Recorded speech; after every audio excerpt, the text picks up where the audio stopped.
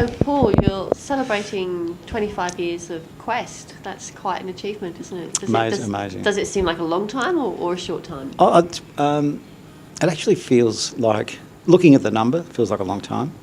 Looking back, it's a very short time. And I think I just wonder where the 25 years have gone. And sometimes you've got to reflect back of what you've done in the 25 years. And then you can understand, it was a fairly long journey, but moved quickly because it was enjoyable. So what do you think, what would you highlight as your achievements over that time, if you kind of look back over that period? The most important one that I've enjoyed is working with franchisees and working with people that wanted to aspire into business ownership and couldn't get through, couldn't get the finance, didn't have the skill set, and working with those people that had a passion to become owners of businesses, and to watch the young people come through and to look back at some of our franchisees now and to say, look, well done guys, and that sort of makes you feel as though you've achieved something. In fact, I think it's about 40% of our franchisees have actually come from our corporate office or from our businesses. So to have homegrown franchisees that had a belief in the brand as employees, to then have that extra belief to take an equity role and take ownership of a business, I think that's a great achievement as well. What do you see now? You've gone through that 25 years, you've gone through the growth period. Every business has its challenges. Yep. You're now an established, mature franchise. Yep. What is it you think that attracts people? What is it that you do right? I think having I think it's all about the disciplines. I think what people want is a process and a way on how things are done so they can follow. I think one of the things as we're taught as students, as young kids going to school, we like to have a sheet to follow.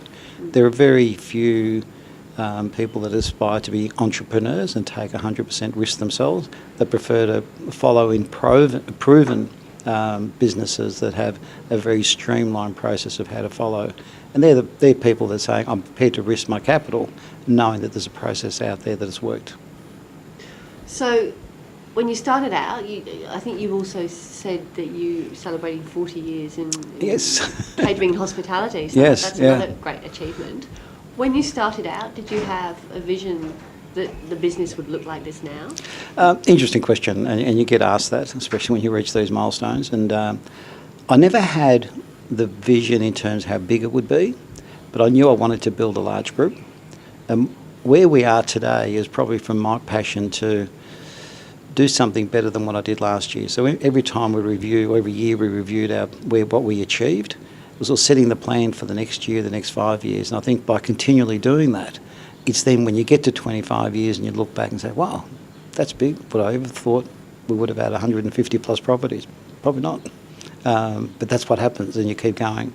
So do you see a lot of international expansion, and will that come? I think it has to happen now.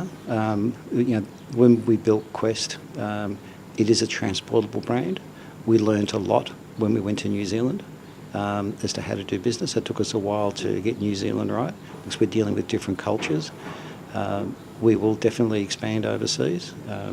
And the thing now is that the new people on board have that hunger and that desire and happy to take, because when you're expanding overseas, it's a different level of risk, it's a different level of work, it's a different level of skill set, because you're going into communities that may have heard of you but don't know you. You're now building new relationships, new capital partners, new investments.